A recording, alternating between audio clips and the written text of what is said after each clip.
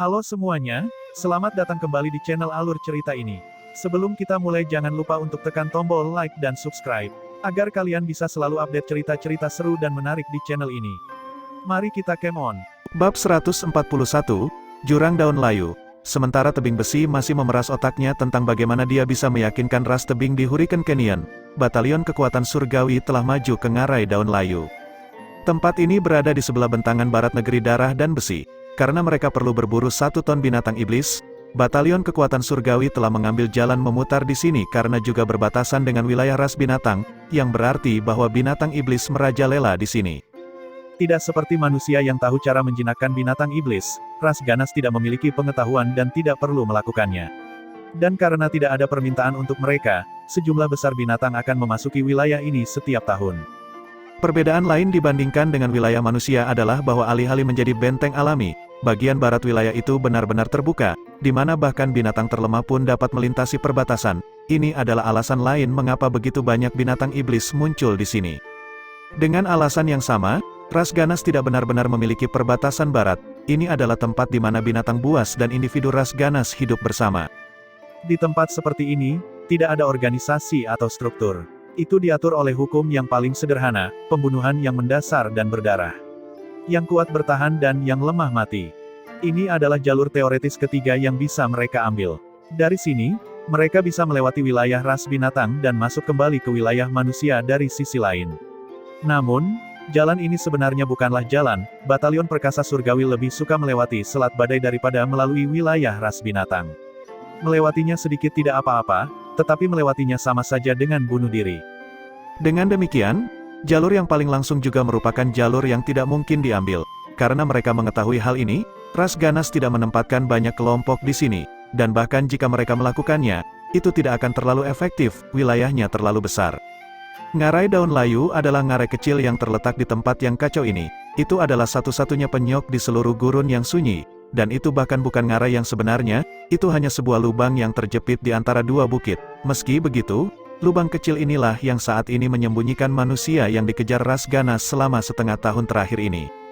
Pada saat ini, sekelompok manusia semakin dekat dan semakin dekat ke daerah ini. Di belakang kelompok manusia ini terdapat bangkai 2 binatang buas yang masing-masing sebesar bukit. Salah satunya adalah gorila berkepala 2 kira-kira setinggi 100 kaki dengan kepalanya terbuka lebar, sementara yang lainnya adalah badak pedang bertanduk 3. Binatang yang terakhir ini sangat kuat, dan paku di punggungnya menjulang tinggi ke langit. Sisik di tubuhnya telah terkelupas dan ketiga tanduknya patah. Ada 2 orang yang berdiri di puncak ngarai daun layu. Mereka adalah Li Chongsan dan Si Kai Huang. Ketika kelompok itu mencapai ngarai, salah satu kapten terbang ke puncak ngarai daun layu dan menyapa Li Chongsan dan Si Kai Huang dengan bersujud kepada mereka. "Jenderal, kami telah kembali.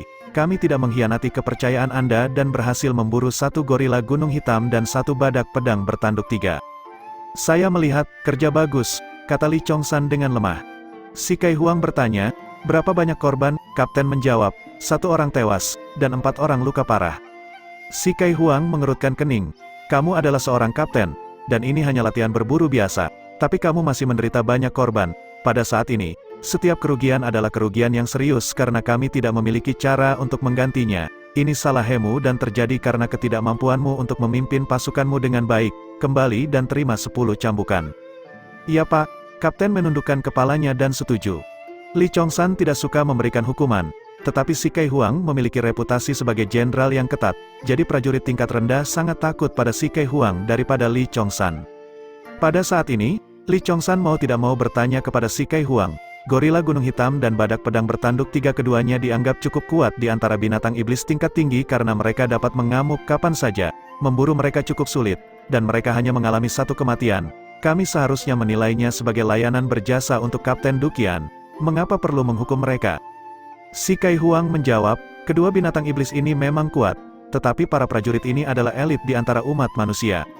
Apalagi sekarang setelah mereka mengembangkan teknik kultivasi tak bernoda dan totem hemolitik, kekuatan mereka meningkat pesat. Jika mereka bertarung dengan tenang, mereka seharusnya tidak menderita korban jiwa. Jadi kemungkinan besar kematian mereka adalah karena terlalu percaya diri. Itulah mengapa saya menghukumnya, untuk mengingatkannya agar tidak menempatkan dirinya pada konteks yang sama dengan prajurit biasa. Jika Anda lebih kuat, Anda juga akan memikul lebih banyak tanggung jawab. Li Chongsan menggelengkan kepalanya dan tertawa getir. Kamu masih agak kasar, para prajurit bekerja keras dan tetap harus dihibur. Si Kai Huang berkata, kamu bisa menghibur dan menyemangati mereka. Aku lebih dari bersedia untuk menjadi orang jahat. Anda adalah jenderal, dan setiap orang secara alami harus menghormati Anda. Sebagai wakilmu, aku baik-baik saja menjadi orang yang mereka takuti. Li Chongshan menggelengkan kepalanya berulang kali. Kamu dan kepribadianmu yang keras kepala itu. Meskipun dia mengatakan itu, Li Chongshan tahu bahwa si Kai Huang bertindak baik untuk kepentingan Batalion Perkasa Surgawi maupun kepentingan terbaiknya. Li Chongshan dan si Kai Huang adalah komandan resmi dan wakil komandan pasukan, yang satu penyanyang sementara yang lain tegas, yang merupakan jalan yang benar untuk melatih prajurit, karena Li Chongshan adalah jenderal utama, tidak baik baginya untuk menyinggung siapapun, dan dengan demikian, peran orang jahat diberikan kepada si Kai Huang untuk dimainkan. Meskipun Li Chongshan telah menerima peran si Kai Huang di masa lalu, dia memiliki pemikiran yang berbeda sekarang, jadi dia tidak mau membiarkan si Kai Huang melakukan ini lagi. Si Kai Huang tahu mengapa dia menjadi seperti ini. Dia berkata, Su Chen adalah Su Chen, dan aku adalah aku. Dia telah melakukan banyak hal untuk Batalion Perkasa Surgawi, tetapi Anda tidak perlu mengkhawatirkan saya seperti ini. Jika Anda merasa berterima kasih padanya, Anda harus mendatanginya dan secara pribadi mengungkapkan rasa terima kasih Anda. Jangan mencoba dan menarik sesuatu yang aneh denganku. Saya sangat menikmati posisi saya sebagai wakil komandan, dan saya puas dengan apa yang saya lakukan saat ini. Jika ada orang yang tidak mau mendengarkan, saya akan memukulnya. Berpura-pura jahat saat mengajari orang pelajaran sebenarnya cukup menyenangkan. Kamu, Li Chongshan tertawa getir. Dia tahu temperamen si Kai Huang dengan sangat baik. Setelah mendengar dia berbicara seperti ini, Li Chongshan tahu bahwa dia harus membiarkan masalah ini berlalu. Tiba-tiba, dia memikirkan sesuatu dan bertanya, benar, bagaimana kabar Su Chen beberapa hari terakhir ini? Dia masih melakukan eksperimennya. Sepertinya dia entah bagaimana terinspirasi tentang cara untuk mencapai alam gemetar cahaya tanpa garis keturunan. Jika dia bisa mencapai itu, maka dia benar-benar akan memberikan kontribusi besar bagi umat manusia, desah Li Chongshan. The alam gemetar cahaya adalah salah satu gerbang terpenting yang harus dilewati oleh sarjana asal Qi. Jika seseorang tanpa garis keturunan benar-benar mampu mencapai level itu benar-benar akan meninggalkan jejak yang tak terhapuskan dalam sejarah manusia. The Hemolytic Totem dan Soul Armaments sebagai pencapaian memucat jika dibandingkan. Itulah mimpinya, kata si Kai Huang. Saya memandang baik Su Chen. Anak ini tampaknya telah melakukan keajaiban sejak dia lahir. Meskipun saya adalah orang yang meletakkan dasar untuk teknik mencapai darah mendidih dan alam pembukaan yang tanpa garis keturunan, saya tidak akan mampu menyelesaikannya tanpa dia. Momen kejayaannya akan datang dari menciptakan teknik untuk mencapai alam gemetar cahaya tanpa garis keturunan. Saya percaya bahwa hari ini akan datang pada akhirnya. Aku juga percaya begitu. Li Chongshan setuju. Aku hanya tidak tahu berapa lama dia akan sampai di sana. Tidak akan terlalu lama, jawab si Kai Huang. Su Chen saat ini sedang duduk di sebuah gua, bermeditasi dengan menyilangkan kaki. Tidak seperti kebanyakan orang yang menutup mata saat bermeditasi, mata Su Chen terbuka lebar. Dia saat ini sedang memeriksa tubuhnya sendiri dengan cermat. Meskipun teknik penglihatan penetratif dapat mengamati gerakan energi asal, teknik tersebut gagal untuk benar-benar mengamati realitas. Su Chen, di sisi lain, dapat menggunakan mata mikroskopisnya untuk secara visual membongkar rahasia semacam itu dan mengabaikan semua penghalang fisik untuk melihat langsung ke dalam tubuhnya. Matanya bersinar terang saat dia mulai menghafal setiap simpul di dalam tubuhnya. Bab 142, teratai itu 100% terbentuk sekarang. Memang, saya sudah berhasil, Su Chen bergumam pada dirinya sendiri. Di dalam lautan Qi di tubuhnya, platform teratai yang stabil telah muncul di sana, bersinar cemerlang dengan cahaya yang mempesona. Ini justru persyaratan paling penting untuk mencapai alam gemetar cahaya, membentuk platform teratai. Platform teratai sebenarnya adalah representasi dari penggunaan energi asal Origin Qi Scholar yang mencapai puncaknya. Pada saat itu, energi asal dalam tubuh mereka akan membeku dan berubah, mengambil bentuk platform teratai dan beresonansi dengan tubuh fisik kultivator. Setelah formasi awal mereka kemudian menjadi jembatan penting untuk mengendalikan energi asal. Setelah Origin Qi Scholar berhasil membentuk platform teratai mereka, kemampuan mereka untuk menggunakan energi asal akan meningkat secara nyata dan bahkan mengubah esensi fundamentalnya. Perubahan semacam ini secara langsung diwakili oleh kepadatan energi asal mereka. Sebelum membentuk platform teratai mereka, seorang kultivator mungkin dapat melepaskan satu bola api dalam waktu singkat, tetapi setelah membentuknya, mereka dapat membentuk ratusan bola api dalam rentang waktu yang sama. Ini juga mengapa, setelah mencapai alam gemetar cahaya, para kultivator dapat terbang tanpa menggunakan keterampilan, kekuatan mereka telah mengambil lompatan nyata ke depan. Ini juga membuatnya sehingga bahkan sesuatu yang sederhana seperti bernapas masuk dan keluar dapat melepaskan kekuatan yang setara dengan jurus sederhana. Tentu saja, Su Chen belum benar-benar membentuk platform teratainya. Platform teratainya berada pada tahap awal pembentukan di tubuhnya, dan itu tidak bisa bertahan lama di sana sebelum menjadi tidak stabil dan runtuh. Namun, ini juga menyiratkan bahwa Su Chen telah mengambil salah satu langkah maju yang paling penting, kemampuannya untuk membekukan energi asal telah meningkat. Koagulasi energi asal adalah salah satu persyaratan prioritas tertinggi untuk membentuk platform teratai. Jika energi asal seperti angin yang tidak bisa dilihat, maka platform teratai seperti batu yang bisa disentuh secara fisik. Memusatkan udara hingga menjadi sekeras batu akan membutuhkan 1 ton tekanan eksternal untuk mengompres dan akhirnya membentuknya. Di masa lalu, manusia mengandalkan kekuatan garis keturunan mereka untuk mencapai hal ini, karena mereka telah menggunakan kekuatan eksternal yang diambil dari garis keturunan untuk terus menekan energi asal mereka hingga akhirnya membentuk platform teratai, sehingga membangun jembatan. Rencana Su Chen untuk menciptakan teknik untuk mencapai alam gemetar cahaya tanpa garis keturunan harus mengatasi masalah kurangnya tekanan eksternal. Tanpa tekanan eksternal, Su Chen hanya memiliki 2 cara untuk membentuk platform teratai. Salah satunya adalah menciptakan bentuk tekanan eksternal yang berbeda, sementara yang lainnya adalah meningkatkan kemampuan energi asal untuk mengembun. Ini adalah 2 kunci untuk membentuk platform teratai, dan dia harus memiliki salah satunya. Sebelum ini, Su Chen sebenarnya belum membuat kemajuan apapun dalam solusi manapun, banyak hal tampak sederhana tetapi sulit untuk dipraktikkan. Baru-baru ini Su Chen telah menemukan cara untuk meningkatkan kecenderungan energi asalnya untuk mengembun. Cara untuk meningkatkan kondensasi efektifnya tidak lain adalah teknik kultivasi tak bernoda. Ketika Su Chen pertama kali menciptakan teknik kultivasi tanpa noda, tujuan utamanya adalah untuk meningkatkan tingkat penyerapan energi asal dari lingkungan bukan terutama untuk dirinya sendiri tetapi untuk ras tebing. Dengan otak kalkulatornya, dia mampu mengembangkannya dengan kecepatan yang jauh lebih cepat daripada yang mungkin dilakukannya sebelumnya. Dapat dikatakan bahwa teknik kultivasi tak bernoda adalah sesuatu yang telah dikembangkan Su Chen sepenuhnya secara tidak sengaja, karena Su Chen sama sekali tidak menaruh banyak harapan padanya. Namun, justru teknik inilah yang telah mengilhami Su Chen tentang bagaimana dia harus melanjutkan penelitiannya untuk maju ke alam gemetar cahaya tanpa garis keturunan. Alasan utama untuk ini adalah bahwa energi asal kondensasi yang diperoleh melalui teknik kultivasi tanpa noda jauh lebih mudah dibandingkan dengan teknik lainnya. Ini adalah sesuatu yang ditemukan Su Chen saat bereksperimen pada tentara lain. Karena mereka mengandalkan kultivasi mereka lebih dari Su Chen, mereka dengan cepat menemukan bahwa kemampuan mereka untuk mengukir energi asal yang diperoleh melalui metode ini lebih baik daripada metode lain, membuatnya lebih mudah untuk membentuk pola energi asal dan juga membuat jurus yang sesuai, lebih mudah digunakan. Dalam istilah awam yang paling sederhana, dengan teknik kultivasi tak bernoda, kekuatan jurus mungkin meningkat 15%, sedangkan periode cooldown untuk penggunaannya akan berkurang sekitar 20%. Su Chen sangat terkejut saat pertama kali menemukan efek ini. Kemampuan untuk memadatkan energi asal yang telah lama dia cari ada di sini. Tetapi dia sebagai pencipta sebenarnya tidak dapat menyadarinya, itu membuatnya tidak bisa berkata-kata. Meski begitu, begitulah penelitian berjalan, banyak penemuan mengesankan sering dibangun di atas fondasi pernak-pernik acak yang sekilas tampak tidak berguna. Penemuan kebetulan sebenarnya telah berubah menjadi tonggak sejarah yang akan menentukan arah masa depan Su Chen. Ini adalah bagian dari pesona penelitian. Ya, Su Chen adalah seorang peneliti yang berfokus pada dunia energi asal. Usahanya yang rajin akan membuka jalan bagi semua manusia di masa depan. Setelah menemukan titik ini, cakrawala Su Chen tampaknya diperluas, dan cara berpikirnya juga menjadi lebih luas, jarak antara dia dan kesuksesan dipersingkat. Teknik kultivasi tak bernoda dimodifikasi lagi untuk lebih meningkatkan kemampuannya untuk memadatkan energi asal. Pada titik waktu ini, Su Chen tidak lagi peduli tentang tingkat kultivasi melainkan sejauh mana energi asal yang dihasilkan dapat dikompresi. Teknik kultivasi tak bernoda saat ini telah menggandakan kompresibilitas energi asalnya, tetapi itu masih belum cukup untuk Su Chen.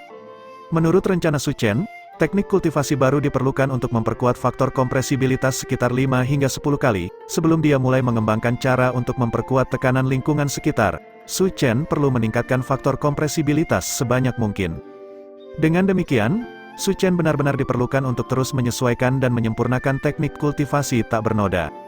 Mungkin sudah waktunya untuk mengambil inspirasi dari metodenya untuk mencapai alam mendidih darah dari alam menarik Qi, pikir Su Chen pada dirinya sendiri. Menara setinggi 100.000 kaki didirikan dari bawah ke atas, dan teknik kultivasi yang lengkap perlu dikembangkan dari fondasinya, jika dia membawanya ke alam pembukaan yang, siapa yang tahu titik mana yang akan dicapai pada akhirnya. Su Chen segera menindaklanjuti pemikiran spekulatifnya dan mulai membuat sketsa langkah teoretis berikutnya dari teknik kultivasinya. Otak kalkulatornya diaktifkan dan mulai bekerja. Tidak ada yang lebih cocok untuk otak kalkulator daripada yang seperti ini. Hanya dalam sehari, teknik kultivasi tak bernoda Su Chen telah berhasil mencapai tingkat kedua. Pada tingkat teknik ini, tingkat di mana prajurit dapat mengolah dari alam menarik ki ke alam mendidih darah telah sangat meningkat seiring dengan kompresibilitas energi asalnya, kekuatan jurus pengguna, dan tingkat cooldown dari keterampilan tersebut. Namun, karena ini adalah pertama kalinya semua orang mengembangkan teknik ini, tidak mungkin bagi mereka untuk mengeluarkan potensi penuhnya. Namun, ketika teknik itu mulai meresap, para prajurit dengan sangat cepat mulai mengenali perubahan yang terjadi pada mereka. Batalion kekuatan surgawi berevolusi dan tumbuh lebih kuat dengan kecepatan yang belum pernah terjadi sebelumnya. 2 hari kemudian, Su Chen memutakhirkannya dari alam mendidih darah ke alam pembukaan yang, dan bahkan membuat versi untuk 3 atau 4 lapisan dari alam pembukaan yang sampai ke puncak pembukaan yang. Karena itu adalah sesuatu yang terus-menerus dipangkas dan diperbaiki, otak kalkulator sangat efektif dalam mengerjakannya. Tingkat perhitungan Su Chen hampir 1000 kali lipat dari individu biasa. Dengan demikian, sesuatu yang dapat dilakukan Su Chen dalam 1 hari mungkin membutuhkan waktu 3 tahun bagi orang lain untuk menyelesaikannya dalam keadaan normal. Bahkan Su Chen sendiri terpana dengan kecepatan ini. Setelah mencapai tingkat keempat dari teknik kultivasi tak bernoda, Su Chen telah berhasil meningkatkan kompresibilitas energi asalnya sebesar 400%. Ini menyiratkan bahwa seseorang di alam pembuka yang akan memiliki energi asal 5 kali lebih padat daripada seseorang yang mengolah teknik normal, dan kekuatan mereka akan sedikit lebih dari 2 kali lipat orang lain pada tingkat yang sama dengan mereka. Dengan kata lain, bahkan jika Su Chen menggunakan jurus yang sama dengan orang lain, keterampilannya akan hampir 2 kali lebih efektif. Adapun teknik andalannya, itu akan menjadi lebih menakutkan. Lautan Ki Su Chen juga telah menjadi lautan nyata pada saat ini, energi asalnya mulai mencair. Dan sejumlah besar energi asalnya sekarang disimpan dalam bentuk tetesan cairan. Setiap tetesan mengandung energi asal dalam jumlah yang sangat padat. Namun, bagi Su Chen ini masih belum cukup, itu belum sepenuhnya berubah menjadi cairan. Masih ada ruang untuk teknik kultivasi tak bernoda untuk ditingkatkan. Persyaratan akhir Su Chen adalah untuk teknik kultivasi tak bernoda untuk memadatkan energi asalnya dengan faktor 7 dan sepenuhnya mengubah semuanya menjadi cair. Dengan cara ini, itu akan berfungsi sebagai landasan yang bagus untuk formasi selanjutnya di platform teratas. Dengan demikian, babak baru eksperimen dimulai lagi. 2 hari kemudian, teknik kultivasi tak bernoda mencapai tingkat kelima. 4 hari kemudian, mencapai ke-6, kepadatan energi asal Su Chen telah mencapai 7 kali lipat dari sebelumnya. Pada saat yang sama, Su Chen dapat merasakan bahwa, pada titik ini, teknik kultivasi tak bernoda telah disempurnakan. Itu telah mencapai titik di mana tidak mungkin untuk memperbaikinya lebih jauh. Bab 143, Jalan Kuno Sungai Surgawi. Danba sedang duduk di dalam tendanya, membolak-balik laporan yang dia terima dengan alis berkerut. Aneh, ada yang salah dengan ini, tapi apa? Kubrick, yang berdiri di samping, bertanya, Tuan Muda, apa yang aneh? Danba mengetuk berkas di tangannya dan berkata, Batalion Kekuatan Surgawi telah terjebak di negara darah dan besi untuk beberapa waktu sekarang. Secara teori, pasukan mereka seharusnya sudah kehabisan jatah sejak lama. Meskipun mereka menggeledah dan menjara banyak desa yang berbeda, kami dapat menyimpulkan dari laporan bahwa sebagian besar energi mereka dihabiskan untuk mencoba mengumpulkan sumber daya untuk membangun kapal darat tersebut, yang berdampak negatif pada jumlah ransum yang dapat mereka kumpulkan. Menurut perkiraanku, mereka seharusnya kehabisan ransum setelah mereka melewati Death Region. Tapi apa yang terjadi kemudian, bukan masalah besar bahwa mereka akhirnya tidak melewati wilayah kematian. Tetapi hal pertama yang harus mereka lakukan adalah mencoba dan menimbun jatah. Namun, mereka tidak melakukan itu dan malah bergegas menyerang Permafrost Wastelands. Kubrick ragu-ragu sejenak, lalu menjawab, The Permafrost Wastelands juga punya ransum. Tapi itu terlalu sedikit untuk apa yang mereka butuhkan. Desa itu berada di tempat terdingin di Permafrost Wastelands dan menghasilkan sumber daya alam paling sedikit. Tidak ada jatah yang cukup untuk mereka ambil, kata Danba saat suaranya menjadi jengkel. Aku sudah menghitung dan menganalisis ransum yang berhasil mereka kumpulkan beberapa hari terakhir ini dan membandingkannya dengan berapa banyak yang seharusnya mereka bakar. Kecuali mereka memakan semua tentara ras ganas yang mereka bunuh, mereka seharusnya mati kelaparan sebulan yang lalu. Dan itu sudah berdasarkan perkiraan paling konservatif. Tapi mereka masih hidup, sehat dan sehat. siapa yang bisa memberitahu saya apa yang sebenarnya terjadi? Semakin dia berbicara, semakin marah dia. Kubrick juga tertegun. Bagaimana ini mungkin? Kecerdasannya hanya pada tingkat di mana dia tidak bisa mengerti bagaimana ini bisa terjadi. Kecerdasan Bayan bahkan tidak setingkat itu. Dia berkata dengan suara serak, mungkin mereka makan rumput atau yang lain seperti itu. Kami individu ras ganas dapat hidup selama setengah bulan tanpa makan. Masalahnya adalah mereka bukan individu ras ganas, dan mereka tidak kelaparan dan lemah. Mereka masih bisa bertarung. Lihat laporan ini, 3 hari yang lalu. Suku besi bertemu dengan sekelompok kecil manusia. Pada akhirnya, para elit dari suku cabang besi benar-benar musnah oleh sekelompok kecil manusia ini. Apa artinya ini? Ini berarti kemampuan tempur mereka meningkat. Dalam keadaan seperti ini, Danba dengan paksa menekan amarah di dalam hatinya, tetapi nadanya semakin tidak stabil dan kasar. Bukan masalah besar bahwa lawan melompat-lompat di dalam pengepungan atau butuh waktu untuk memusnahkan mereka. Namun, bagaimana dengan fakta bahwa lawan tidak semakin lemah tetapi justru semakin kuat? Itu masalah serius. Bahkan Kubrick merasa ini adalah masalah pelik. Dia menggelengkan kepalanya dan berkata, bagaimana ini bisa terjadi? Juga, suku cabang besi terletak di barat. Mengapa batalion kekuatan surgawi muncul di tempat itu? Upaya mereka untuk melewati timur gagal, dan sekarang mereka menuju ke barat. Mungkinkah mereka berencana melewati wilayah ras binatang? Danba bergumam pada dirinya sendiri. Mungkin mereka mencoba menangkap binatang iblis untuk dimakan. Itulah alasan mengapa mereka belum mati kelaparan. Bayan terkekeh. Apa menurutmu tempat itu adalah tempat yang bisa didatangi manusia sesuka mereka? Danba menahan keinginan untuk membenturkan kepala Bayan ke tanah dan menginjak materi otak beberapa kali. Namun, tiba-tiba, dia menyadari bahwa meskipun ide Bayan bodoh, itu mungkin tepat sasaran. Meskipun ras binatang sangat kuat, mereka juga sangat terpecah, ketika seseorang mempertimbangkan organisasi dan disiplin batalion kekuatan surgawi, dan dikombinasikan dengan strategi yang berpusat di sekitar menari di tepi wilayah yang kacau ini, mereka mungkin benar-benar dapat bertahan. Satu-satunya pertanyaan adalah, apa gunanya hidup seperti itu? Apakah mereka berencana menetap di tempat itu, atau apakah mereka hanya mencoba untuk menunda waktu sampai terjadi sesuatu seperti ras ganas yang kehabisan kesabaran dengan pengepungan sebelum mencoba melarikan diri lagi? Itu tidak sepenuhnya keluar dari pertanyaan, karena ras ganas adalah orang-orang yang sedikit tertinggal dan daya tahan mereka memang memiliki batas. Blokade ras ganas di semua jalur utama tidak bisa bertahan lama. Selama batalion kekuatan surgawi cukup sabar dan bisa bertahan cukup lama, mereka mungkin benar-benar bisa menunggu sampai ras ganas tidak lagi mau mempertahankan pengepungan. Meskipun ini adalah taktik yang kasar, itu tidak dapat disangkal efektif. Namun, Danba juga tahu bahwa membunuh beberapa binatang iblis yang tersebar tidak akan cukup untuk membuat semua orang ini tetap hidup. Mereka pasti memiliki sumber makanan yang tidak kita ketahui. Danba benar-benar memukul kepalanya setelah memikirkannya untuk waktu yang lama. Tapi dari mana sumber makanan ini berasal? Danba berpikir sejenak, lalu berkata, beritahu Astin, aku ingin melihatnya. Sehari kemudian, seseorang berjubah hitam muncul di tenda Danba. Setelah diperiksa lebih dekat, terlihat jelas bahwa individu ini memiliki perawakan pendek, dan bahkan lebih pendek dari kebanyakan manusia, membuatnya terlihat agak layu. Dibandingkan dengan ras ganas yang tinggi, dia seperti kurcaci. Itu adalah individu ras Arcana, hanya di tempat ini ras Arcana dapat menjalani hidup mereka secara semi terbuka. Pada saat ini, individu ras Arcana berdiri di bawah Danba dan membungkuk saat dia berkata, Astin menyapa komandan muda suku Kadal Kerikil yang perkasa, untuk apa Anda memanggil saya ke sini hari ini? Danba langsung berkata, batalion kekuatan surgawi tiba-tiba mendapatkan persediaan ransum secara misterius. Saya ingin tahu dari mana jatah itu berasal. Astin jelas tertegun, bagaimana saya tahu? Danba mendengus. Jangan anggap aku idiot, Astin. Saya tahu bahwa pintu kebangkitan memiliki hubungan dekat dengan kuil abadi manusia. Ada beberapa hal yang saya rela buka mata dan yang lainnya tertutup agar kalian bisa menghasilkan uang. Dan itu semua justru karena saat-saat inilah saya membutuhkan kalian. Sekarang saatnya, dan tidak mungkin bagi Anda untuk tidak memiliki informasi apapun mengingat seberapa besar masalah ini. Katakan padaku, bantuan luar apa yang baru-baru ini didapat oleh tentara kekuatan surgawi? Astina menggelengkan kepalanya. Maaf, kepala suku muda Danba.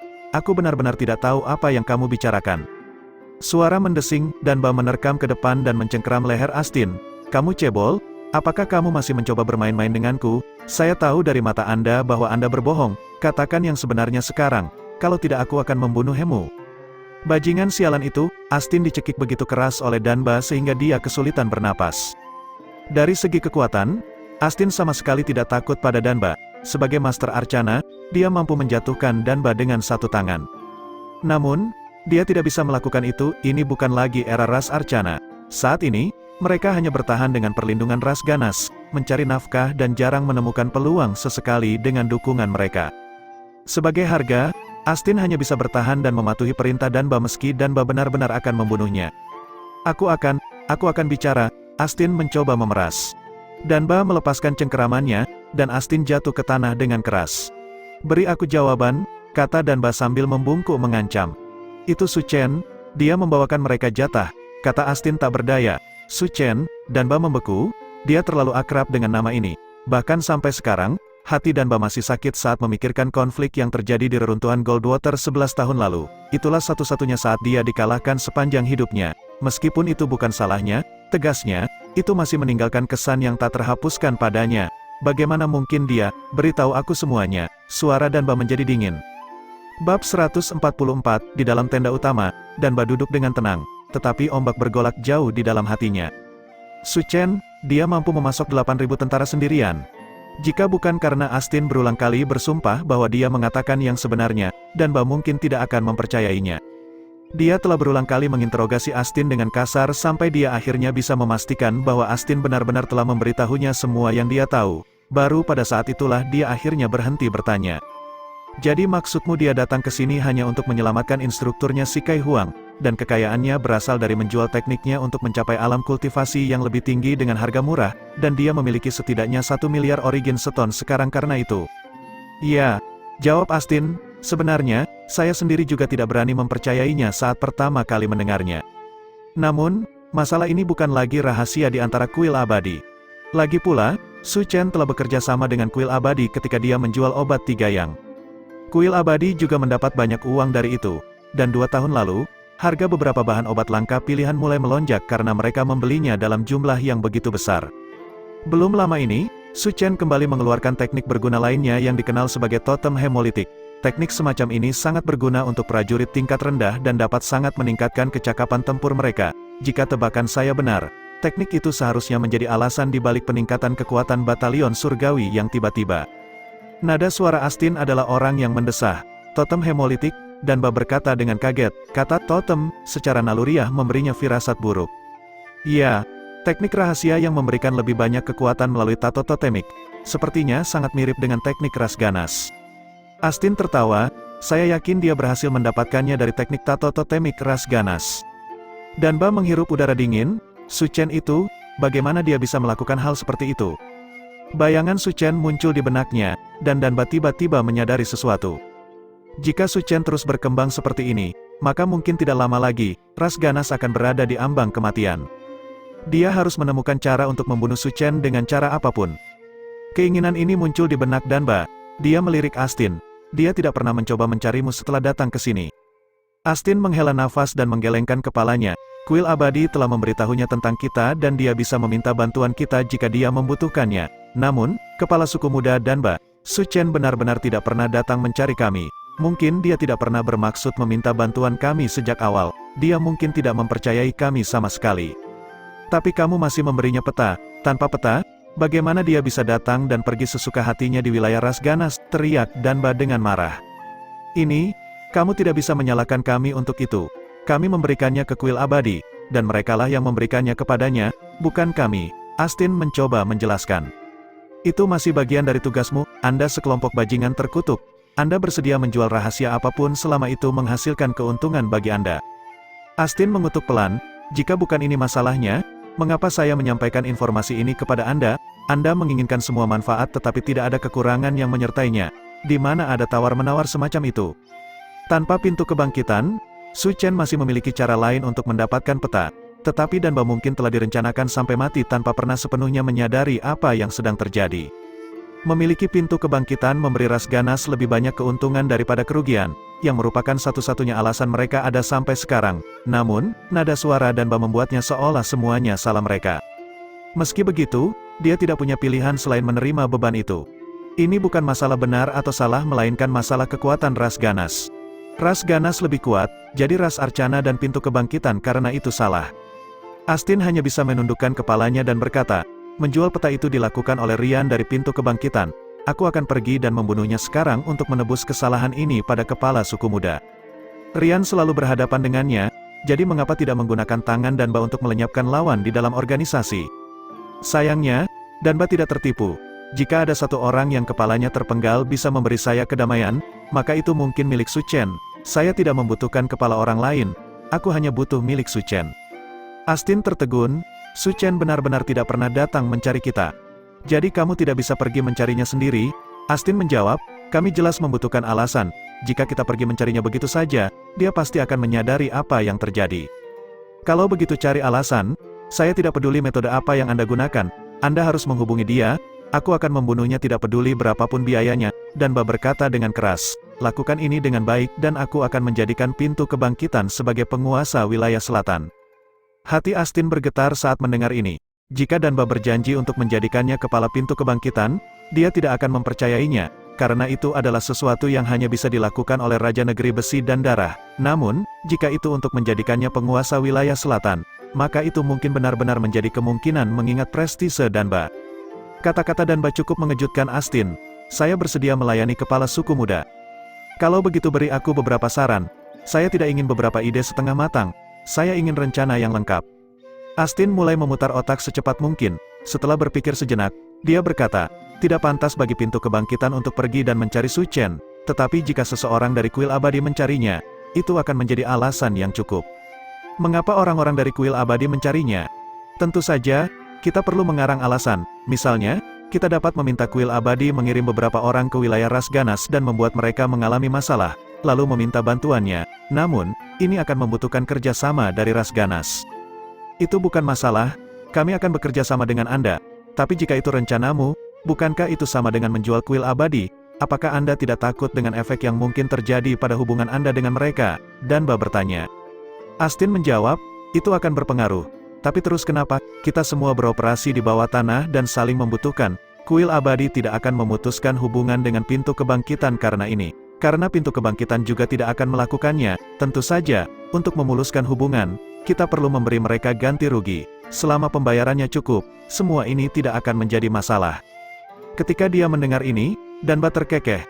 Kamu skema Lot Arcana Rache sepanjang hari, sangat berbahaya untuk mempercayaimu terlalu dalam. Astin menjawab dengan lugas, ketika kamu tinggal di gua terlalu lama, kamu menjadi tikus bahkan jika kamu bukan tikus pada langkah pertama. Jika Anda tidak terampil dalam pengkhianatan dan menyusun rencana mundur berlapis-lapis, bagaimana Anda bisa bertahan di bawah tanah? Mengorbankan orang lain untuk memperkuat diri sendiri adalah naluri bawaan dari semua makhluk hidup. Jika Anda tidak memahami ini, Anda akan dikorbankan oleh orang lain. Saya tidak ingin dikorbankan, jadi saya hanya bisa mengorbankan orang lain. Kata baik, maka sebaiknya Anda ingat bahwa meskipun ada beberapa orang yang dapat Anda jual, ada juga beberapa orang yang tidak akan pernah bisa Anda jual, kata Danba, maksudnya jelas. Astin membungkuk dan menjawab, pintu kebangkitan akan selalu setia pada ras ganas, suku Kadal Kerikil, dan kepala suku muda Danba. Danba tidak menanggapi kata-kata ini dengan serius, seolah-olah itu hanya angin sepoi-sepoi yang bertiup melewati wajahnya. Yang dia katakan hanyalah, benar, Su Chen bukanlah orang yang akan membantu sembarang orang, bahkan jika itu adalah kuil abadi, dia tidak akan mau bergerak untuk sembarang orang. Anda harus memikirkan dengan hati-hati tentang rencana Anda yang sebenarnya. Astin menjawab, maka kita akan menemukan seseorang yang dia sayangi. Saya bisa mengetahui dengan siapa dia memiliki hubungan baik di kuil abadi. Bab 145, apa, Anda mengirim saya ke wilayah ras ganas? Mengapa? Night Demon berteriak marah saat dia menembak belati dengan matanya yang lebar. Si Min Feng tertawa. Su Chen saat ini berada di negara besi dan darah dan baru saja menemukan batalion kekuatan surgawi, dan sedang dalam proses menyeret mereka keluar dari lumpur. Saat ini, meskipun batalion kekuatan surgawi belum meninggalkan negara besi dan darah, keadaan mereka telah berubah secara drastis. Orang-orang ras ganas itu kehilangan kendali atas situasi. Jadi, bagaimana ini menjadi perhatianku? Perbatasan antara ras ganas dan ras manusia masih dikunci, dan meskipun batalion kekuatan surgawi masih hidup, masih sulit bagi mereka untuk pergi. Dengan demikian, mereka mungkin akan terlibat dalam pertempuran jangka panjang. Apakah kamu tahu apa artinya ini? Night Demon menggelengkan kepalanya dengan bodoh. Si Ming Feng menggelengkan kepalanya dengan putus asa.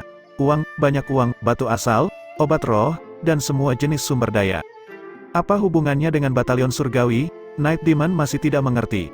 Si Ming Feng hanya bisa menjelaskan hal-hal sejelas mungkin. Wilayah ras ganas kekurangan sumber daya, ransum, biji, dan banyak hal lainnya. Namun, mereka terletak jauh di utara, yang memiliki beberapa obat khusus yang tidak dapat ditemukan di tempat lain.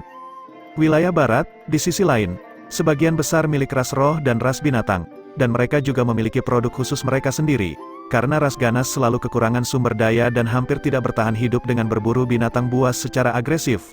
Jadi pasti ada banyak kristal asal di sana juga. Biarkan saya begini, jika kita mengirimi mereka beberapa makanan, ramuan roh, dan potongan besi tua, kita bisa mendapatkan beberapa kristal asal. Night Demon akhirnya mengerti, oh, barang-barang itu sangat murah, mengapa kita tidak membeli barang-barang itu saja? Beli mereka pantatku. Si Ming Feng memukul Night Demon di bagian belakang kepala. Apakah Anda tahu apa yang telah kami lakukan beberapa tahun terakhir ini? Kami justru berpartisipasi dalam bisnis semacam ini. Night Demon memutar matanya, jika kita sudah melakukannya, lalu mengapa kamu masih membicarakannya? Contoh, kami melakukannya dengan pintu kebangkitan sebelumnya, tetapi keuntungan dibagi rata dan jumlahnya cukup rendah. Pintu kebangkitan tidak dapat melakukannya secara gratis, karena mereka harus mengambil bagian dari keuntungan. Namun, sekarang situasinya berbeda. Pintu kebangkitan takut pada ras ganas, sedangkan batalion perkasa surgawi tidak. Night Demon menggaruk dahinya, seolah-olah dia sedang memikirkan masalah ini dengan hati-hati. Jadi maksudmu kita harus melakukan bisnis dengan batalion kekuatan surgawi? Akhirnya, kamu mengerti. Si Ming Feng menghela nafas panjang. Tentara kekuatan surgawi tidak akan takut dengan ras ganas, jadi kami juga tidak perlu mempertimbangkannya. Mereka membutuhkan jatah, sementara kita membutuhkan ramuan roh dan kristal asal. Mereka berada di negara besi dan darah, jadi memanen makanan pasti sangat sulit. Bahkan ras ganas sendiri tidak memiliki cukup makanan untuk memberi makan semua orang, jadi bagaimana bisa cukup untuk memberi makan orang lain? Namun, ramuan roh pasti tumbuh di sana seperti bunga liar. Kami hanya akan pergi dan berbisnis dengan mereka sendiri, kan? Night Demon cemberut, jalurnya sudah diblokir, bagaimana kita bisa berbisnis? Dia akhirnya tampak menjadi lebih pintar. Si Ming Feng terkekeh. Itu sebabnya aku memanggilmu bodoh. Pikirkanlah, bagaimana Su Chen dapat mendukung batalion kekuatan surgawi? Night Demon tertegun. Tidak mungkin dia yang membawakan mereka semua jatah itu seorang diri, kan? Mengapa tidak? Si Ming Feng membalas, rencana yang tidak mungkin dijalankan oleh kebanyakan orang tidak terlalu berlebihan baginya. Tidak ada yang lebih jelas darinya tentang seberapa kaya Su Chen. Jika ada satu orang yang dapat membawa setumpuk besar cincin asal yang murni menyimpan 1 ton jatah di dalamnya, dan sebagai efek samping menyebabkan harga ransum, cincin asal, dan kebutuhan hidup lainnya melonjak kembali ke rumah, itu hanya bisa menjadi Su Chen. Si Ming Feng baru menyadari hal ini karena perubahan di pasar. Orang ini telah membeli semua cincin penyimpanan yang dijual dalam waktu singkat, menyebabkan harga cincin penyimpanan meroket. Senjata tipe spasial ini, yang sudah cukup mahal, tiba-tiba menjadi komoditas langka. Tapi di mana saya akan mendapatkan cincin asal sebanyak itu? Si Ming Feng berkata, tentu saja kita tidak akan dapat menemukan banyak cincin asal dari luar, tetapi kami dapat mengambilnya dari dalam. Longsang Country mungkin tidak memilikinya lagi, tetapi tidak bisakah kita dengan mudah menemukannya dari negara lain? Selama kita mau berpikir, akan selalu ada cara untuk mendapatkan cincin penyimpanan. Sayangnya, ini mungkin berarti bahwa harga cincin penyimpanan hanya akan terus meningkat. Lalu bagaimana aku bisa masuk? Su Chen bisa berubah bentuk dan menyelinap masuk, tapi itu tidak berarti aku bisa. Kamu tidak perlu khawatir tentang itu. Orang-orang dari pintu kebangkitan akan membantu kita. Bukankah kita berencana melewatkannya dan berbisnis dengan Su Chen dan yang lainnya secara langsung? Tapi mereka masih berbisnis dengan kita? Night Demon bertanya dengan sedikit terkejut. Ini bukan seluruh pintu kebangkitan, hanya beberapa orang tertentu, jawab si Ming Feng. Alasan yang diberikan Astin kepada si Ming Feng adalah bahwa meskipun pintu kebangkitan tidak dapat melakukan bisnis dengan batalion kekuatan surgawi karena akan menentang ras ganas, dia tidak ingin melepaskan kesempatan ini, jadi dia diam-diam menghubungi kuil abadi sehingga mereka dapat melakukan kesepakatan bisnis ini. Itu alasan yang cukup bagus. Di dunia ini, tidak ada yang akan menyebut Anda pahlawan jika Anda tidak memiliki niat untuk mengisi kantong Anda sendiri dengan mengorbankan barang publik. Baik si Ming Feng maupun orang lain tidak akan menganggap alasan ini aneh. Karena mereka akan bertemu dengan batalion kekuatan surgawi, maka mereka jelas perlu mengirim seseorang yang memiliki reputasi baik. Kuil abadi adalah kelompok yang secara terbuka dianggap sebagai organisasi teroris. Jadi bagaimana mereka bisa berkomunikasi dengan batalion perkasa surgawi? Mereka harus melalui Su Chen. Meskipun dia tidak tahu posisi pasti Su Chen, berdasarkan kepribadiannya dan perbekalan yang dia bawa, cukup mudah untuk menebak status apa yang dimiliki Su Chen di antara batalion kekuatan surgawi. Dia mungkin berada tepat di bawah komandan batalion. Lucunya, Mereka tidak tahu bahwa bahkan komandan batalion itu sendiri bekerja di bawah Su Chen. Hanya ada beberapa orang yang bisa membuat persenjataan jiwa, jadi mengapa tidak menggunakan Li Chongsan untuk bekerja? Karena batalion harus bergantung pada Su Chen, Si Mingfeng, Night Demon, dan yang lainnya menjadi berguna. Ini juga mengapa Si Mingfeng pergi mencari Night Demon. Tidak ada orang lain yang cukup efektif dalam berbicara dengan Su Chen seperti dia. Menjilat nikmat dengan Night Demon sama dengan menjilat Su Chen. Ini mungkin bukan cara seluruh kuil abadi melihat situasinya, tapi paling tidak, Si Mingfeng dan orang-orang di bawahnya menyetujui hal ini. Dengan demikian, gadis ini telah diperlakukan dengan sangat baik akhir-akhir ini. Jadi, kamu ingin aku menghubungi Su Chen dan mendiskusikan bisnis dengannya? Night Demon bertanya. Ya, itu rencananya, tapi Anda tidak akan pergi sendiri. He Su dan aku juga akan pergi. Night Demon terkejut. He Su bisa berubah bentuk, jadi aku mengerti kenapa dia pergi. Tapi kenapa kamu pergi? Si Mingfeng mendengus, tentu saja untuk melindungi bocah sepertimu. Apakah kamu benar-benar berpikir bahwa wilayah ras ganas semudah itu untuk dimasuki, dan dengan perlindungan pintu kebangkitan, kamu dapat melakukan sesukamu tanpa khawatir? Juga, jangan katakan apapun tentang keberadaan He Su. Secara lahiriah, sepertinya hanya Anda dan saya yang ada di sana. Night Demon tidak mengerti bahwa He Su dan Si Mingfeng datang untuk melindunginya. Si Mingfeng secara terbuka melindunginya sementara He Su mendukung dari bayang-bayang. Ini semua karena Su Chen, tidak peduli apa, Night Demon tidak bisa hilang, mengingat hubungan Su Chen saat ini dengan Night Demon. Jika sesuatu yang buruk terjadi padanya, maka Su Chen pasti tidak akan memberikan jalan keluar yang mudah bagi kuil abadi. Dalam keadaan seperti ini, Si Mingfeng telah dengan bijak memilih untuk juga secara diam-diam membawa He Su. Namun, tugas He Su bukanlah menyamar sebagai orang lain, melainkan bersembunyi di balik bayang-bayang dan mengambil tempat Night Demon pada saat kritis. Saya benar-benar berharap bahwa kita tidak perlu menggunakan rencana cadangan ini jika memungkinkan, pikir Si Mingfeng pada dirinya sendiri.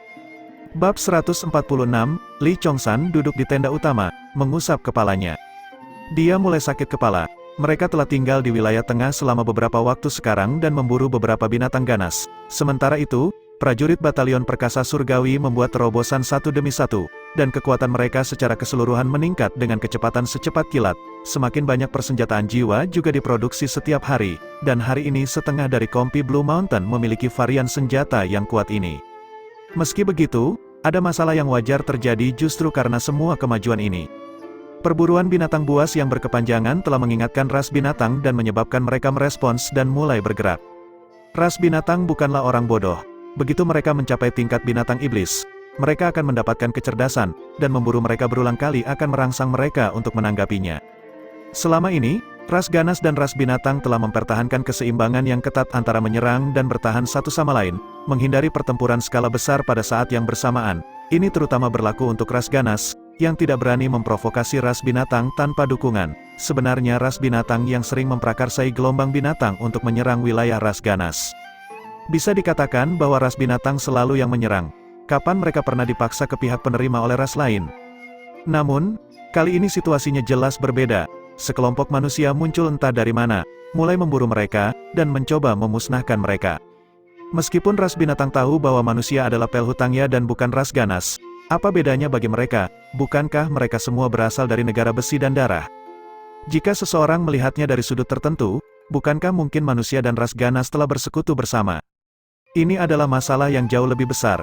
Ketika tidak ada bahaya, anggota bis Race bebas melakukan apa yang mereka suka, dan beberapa bahkan berkeliaran sendiri. Namun, begitu ancaman muncul yang membahayakan ras mereka, mereka akan segera mulai berkelompok. Situasi saat ini tidak terkecuali. Dari laporan tersebut, tampaknya ekspedisi berburu batalion perkasa surgawi telah membuat marah ras binatang, dan gelombang binatang akan segera datang. Sudah waktunya bagi mereka untuk meninggalkan tempat ini. Meski begitu, mereka hanya berhasil membuat beberapa ratus persenjataan jiwa, dan masih banyak prajurit yang belum membuat terobosan. Menentukan jam berapa harus pergi dan kemana harus pergi adalah poin utama diskusi untuk para petinggi tentara perkasa surgawi saat ini. Gunung Yanping tidak akan berfungsi, suku Inferno tinggal di sana, dan mereka adalah komandan dari seluruh ras ganas. Sebaiknya jangan terlalu membuat mereka kesal, kata Jun Moxi. Apakah mereka tidak akan mengirim lebih banyak pasukan untuk mengejar kita jika kita tidak membuat mereka kesal? Dari 13 cabang tentara balap ganas yang mengejar kita, 2 di antaranya berasal dari suku Inferno, kata Guo Wenchang. Tapi jika kita menyerang Gunung Yanping, kita mungkin harus berurusan dengan 2 cabang lagi dari suku Infernomor. Itu tidak masalah, Itu hanya akan menjadi 15 cabang, bukan 13 cabang. Itu tidak membuat banyak perbedaan bagi kami. Saya menyarankan agar kita pergi ke puncak Seven Armored. Ada banyak binatang iblis di sana, yang masih kita perlukan untuk menambah kekuatan kita, kata Lin Saxuan. Itu tidak akan berhasil, itu terlalu dekat dengan tempat kita sekarang, artinya kita tidak akan benar-benar bergerak sama sekali, kita tidak bisa bertaruh seberapa besar atau kecilnya gelombang binatang buas nantinya. Si Kai Huang menolak saran itu saat dia menggelengkan kepalanya. Lalu bagaimana dengan Kastil Sao Timur? Chu Yingwan bertanya. Sumber daya di sana terlalu sedikit dan kita akan menghabiskan seluruh toko kita. Bahkan jika kita pergi ke sana, kita harus pergi lebih cepat daripada nanti. Tempat apa yang memiliki gunung, sungai, dan sumber daya yang belum ditempati, kami akan bertarung kemanapun kami pergi. Kalau begitu ayo pergi dan serang kota berdiameter 10 kaki. Mereka memiliki banyak sekali sumber daya. Rumah suku Serigala Perak, mereka memiliki 30.000 tentara ras ganas. Kepala suku mereka memiliki tato totemik tingkat atas dan telah menjalani 3 pembaptisan, dan kepala leluhur mereka adalah salah satu dari 12 leluhur inti ras ganas. Serang tempat itu, lebih baik kita tinggal di sini dan mencoba melawan gelombang buas. Danau Abad Pertengahan, Heavenly Forest Westlands. Pantai Ayakuler, jalur bayangan bulan. Satu demi satu lokasi dibuang sebelum mereka semua dengan cepat ditolak. Setiap orang lebih menyukai saran mereka sendiri dan menentang saran orang lain. Dengan mereka semua bersama, mereka semua memiliki kepribadian dan ide yang berbeda, sehingga sulit bagi mereka untuk bersatu dalam satu keputusan. Bahkan Li Chongshan merasa terjebak dalam dilema dan tidak bisa memutuskan. Tiba-tiba, sebuah suara berbicara, Kastil Talah. Itu adalah suara Su Chen. Kastil Talah, semua orang berbalik untuk menatap Su Chen dengan kaget. Kastil Talah berada di tengah negeri besi dan darah, bersebelahan dengan hutan Hawuli. Ada sebuah danau kecil di dekatnya, dan ada sumber daya yang cukup banyak di sana. Wilayah itu milik suku Inferno, tapi tidak banyak tentara di sana. Manfaat menyerang Kastil Talah adalah ada banyak sumber daya di sana dan mudah diambil. Namun, kerugiannya adalah bahwa mereka akan lebih menyinggung suku Inferno, dan tempat itu sulit dikepung karena dikelilingi di semua sisi oleh kota-kota strategis yang dijaga ketat. Dengan kata lain, bahkan jika mereka dapat merebut kastil, mereka akan berisiko dikepung. Kenapa kamu ingin pergi ke sana? Chu Yingwan bertanya. Karena tempat itu memiliki bunga Silver Star, jawab Su Chen. Bunga Silver Star adalah produk unik dari hutan Hawuli. Itu adalah tanaman langka yang sangat efektif dalam obat-obatan. Semua orang mengira Su Chen akan membuat daftar banyak alasan strategis untuk menargetkan Kastil Talah, tetapi Su Chen tiba-tiba menawarkan alasan yang tampaknya tidak strategis. Dia melanjutkan, saya ingin bunga Silver Star. Hanya karena itu, si Kai Huang mengerutkan kening. Dia merasa muridnya seharusnya tidak egois seperti ini. Ya, hanya untuk itu, jawab Su Chen, karena kalian tidak bisa mengambil keputusan, kupikir aku akan menyarankan sesuatu. Apakah Kastil Talah layak atau tidak untuk penargetan strategis? Saya tidak peduli, tetapi saya tahu bahwa saya bisa mendapatkan banyak bunga Silver Star jika kita pergi ke sana. Ini dapat digunakan untuk meramu stimulan energi asal, dan dengan banyak bunga Silver Star, saya akan dapat menghasilkan banyak obat ini untuk batalion. Juga, properti Silver Star Flower untuk merangsang energi asal akan sangat berguna untuk percobaan saya dan diperlukan dalam rencana saya. Bagi saya, mereka sangat penting. Ada begitu banyak kemungkinan sehingga pada titik tertentu Anda perlu membuat keputusan. Orang yang membuat keputusan jelas harus memaksimalkan keuntungan dan memilih yang lebih kecil dari dua kejahatan. Saya telah mengatakan semua yang perlu saya katakan, kalian semua bisa terus berdiskusi. Li Chongshan tertawa, kata yang bagus, kita harus memilih yang lebih kecil dari dua kejahatan. Semua orang jelas tentang kemampuan Su Chen, bukan, jika itu berguna baginya, maka itu juga berguna bagi batalion. Kita juga harus mempertimbangkan keuntungan dan kerugian manfaat. Semua orang mengangguk secara individual ketika mereka mendengar ini. Mereka semua jelas tentang pro dan kontra menyerang Kastil Talah. Ketika mempertimbangkan kebutuhan Su Chen, Kastil Talah menjadi pilihan yang paling layak dari semua yang telah terdaftar sejauh ini. Lalu bagaimana dengan kota berbenteng di sekitarnya?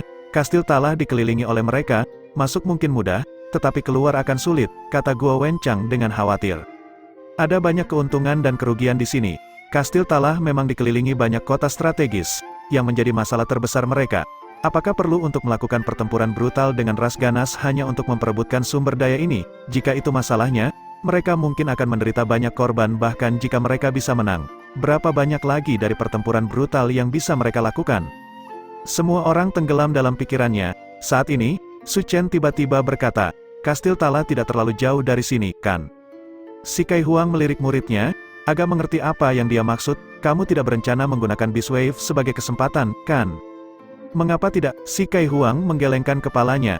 Selama bertahun-tahun pertempuran kami, ras binatang telah memiliki pemahaman diam-diam dengan semua ras lainnya. Mungkin ada gelombang binatang, tetapi mereka tidak dapat menembus terlalu dalam. Jika tidak, semua ras akan bersatu untuk melawan. Selain itu, ras binatang saat ini bukanlah ras binatang tahun-tahun sebelumnya. Yang saya tanyakan adalah apakah Beast Wave dapat mencapai kastil Talah pada jarak maksimum atau tidak? Itu bisa, tapi itu hanya untuk gelombang binatang besar, dan gelombang itu mungkin belum tentu menuju ke arah itu. Jika arahnya tidak benar, maka kita bisa mengarahkannya kembali. Adapun ukuran gelombang binatang, instruktur, Anda tahu bahwa membuat konflik selalu lebih mudah daripada meredakannya. Jika kita tidak bisa menyelesaikan masalah dengan ras binatang, mengapa kita tidak memperburuknya saja? Mata Chu Yingwan berbinar. Itu benar. Bagaimanapun, kita berada di wilayah ras ganas. Apakah kita perlu takut dengan Beast Wave? Lebih besar lebih baik. Bab 147, begitu rencana ditetapkan, gerakan batalion kekuatan surgawi mulai tumbuh dengan kecepatan yang bahkan lebih tak terkendali. Mereka menarik sebagian besar prajurit tingkat rendah mereka dan hanya meninggalkan beberapa kelompok kecil elit yang mulai secara agresif menargetkan binatang iblis dan menyerang mereka dengan marah. Mereka memburu binatang buas ini tanpa henti dan memanen kristal asal mereka. Pada saat yang sama, mereka mengirim para ahli untuk membunuh individu ras ganas di dekatnya, tidak memberi mereka kesempatan untuk menemukan dan melaporkan apa yang sedang terjadi. Tanpa pertanyaan, kegiatan ini sangat memperburuk ras binatang, dan kelompok binatang iblis menunjukkan tanda-tanda berkumpul bersama. Hanya dalam 2 hari, di perbatasan tengah wilayah ras ganas, segerombolan binatang iblis melolong tanpa henti. Tentara manusia tidak memiliki kemampuan untuk berburu lagi, karena mereka sekarang menghadapi kerumunan padat binatang yang membentang sejauh mata memandang. Binatang buas ini terus-menerus melolong, mendengus, bersenandung, dan mengeluarkan segala jenis suara aneh. Mereka begitu padat sehingga hampir tampak seperti meluap dan menumpuk di atas satu sama lain. Binatang iblis berlari melintasi tanah dan berbondong-bondong ke langit. Semua jenis burung ganas membumbung tinggi di langit, sedemikian rupa sehingga jika mereka semua melebarkan sayapnya secara bersamaan, bumi akan tertutup hingga tidak ada seberkas cahaya pun yang bisa menembus bulu mereka, membuatnya seolah-olah malam telah tiba. Turun. Li Chongshan duduk di Silver Moon Shuttle, mengamati monster-monster yang terkumpul dari jauh. Adegan sayap menutupi matahari telah membuatnya sangat terkejut. Ini mungkin gelombang binatang terbesar yang pernah dialami ras ganas dalam 1000 tahun terakhir. Ini adalah hadiah besar yang kami tinggalkan untuk mereka, tambah Cheng Tianhai. Mereka semua saling melirik dan tertawa. Ini adalah pertama kalinya setelah mereka memasuki wilayah ras ganas. Salah satu dari mereka tertawa bebas seperti ini. Lihat, mereka sedang bergerak sekarang, kata Chu Yingwan sambil menunjuk ke kejauhan. Semua orang menyaksikan barisan binatang buas mulai bergerak maju. Adegan itu benar-benar terlihat seperti gelombang laut besar yang menerjang pantai di bawah sana. Sekarang setelah mereka bergerak, tanah bergemuruh di bawah kaki mereka saat mereka maju satu demi satu. Kelompok besar binatang ganas adalah yang pertama mulai menyerang. Mereka memanggil dengan suara rendah yang mengingatkan pada tanduk berburu saat kaki mereka yang kuat mengeluarkan getaran yang kuat. Jumlahnya sangat banyak, dan mereka datang dalam berbagai bentuk dan ukuran. Hampir 1000 spesies unik hadir. Ras binatang tidak membedakan antara spesies saat bereproduksi, jadi spesies baru muncul setiap hari, dan semua jenis amalgam aneh hadir di antara barisan mereka. Di belakang mereka ada kelompok besar binatang iblis tingkat rendah yang bertanggung jawab untuk mengendalikan pergerakan gelombang binatang di tingkat paling dasar. Meskipun binatang iblis tingkat rendah ini hanya biasa-biasa saja dalam hal kekuatan, kecerdasan mereka jauh lebih tinggi daripada bawahan binatang Vicious mereka, menjadikan mereka titik pekerja penting antara sasaran empuk dan binatang buas berjenjang lebih tinggi yang memegang komando. Di belakang mereka adalah binatang iblis tingkat menengah dan tinggi. Binatang iblis ini berfungsi sebagai tulang punggung organisasi, dan mereka memerintahkan kelompok yang terutama terdiri dari binatang iblis lainnya. Sebenarnya, kelompok-kelompok ini adalah kekuatan utama pasukan ras binatang. Mereka tidak membuat keributan sebanyak binatang ganas, sebaliknya, mereka tenang, dan langkah mereka tidak cepat atau lambat. Awan ki berputar di sekitar mereka, energi asal jelas mengikuti keinginan mereka, langkah kaki mereka kuat dan penuh percaya diri, membuat mereka merasa seperti pasukan manusia. Jika Anda melihat pemandangan ini, Anda akan segera menyadari mengapa ras binatang berhak berada di puncak rantai makanan di dunia ini. Li Chongshan dan yang lainnya tidak dapat melihat lebih jauh ke belakang. Gelombang binatang terlalu besar, dan gerombolan binatang buas yang tak ada habisnya membuat mustahil untuk mengintip melewati cakrawala dan melihat apa yang ada di belakang bahkan ketika kelompok-kelompok di paling depan semakin mendekat. Ayo pergi, jika kita tidak pergi sekarang, maka kita tidak akan pernah bisa pergi, si Kei Huang memperingatkan. Su Chen mengendalikan Ko dan pergi. Cheng Tianhai menghela nafas sambil menatap gelombang binatang buas. Bukankah lebih baik jika kita bisa memakan semuanya? Suatu hari, itu akan terjadi, jawab Su Chen dengan sedikit senyum. Altar Migu, Calei menatap langit tanpa tujuan. Berdiri berjaga-jaga adalah hal yang sangat sepi dan membosankan. Sebagian besar waktu, Calei hanya bisa menghabiskan waktu dengan menghitung semut saat mereka merangkak. Suatu hari, dia menemukan sarang semut di pangkal pohon tua dekat Suar, dan secara bertahap berteman dengan semut di sana sesudahnya. Setiap hari, dia akan melihat semut-semut ini buru-buru berlari bola-balik, dan bahkan sesekali melemparkan makanan kepada mereka hanya untuk melihat mereka membawanya pergi atau memperebutkan dengan sarang semut terdekat. Ini adalah sumber hiburan terbesarnya. Terkadang, Calei memikirkan apakah ada dewa di dunia ini.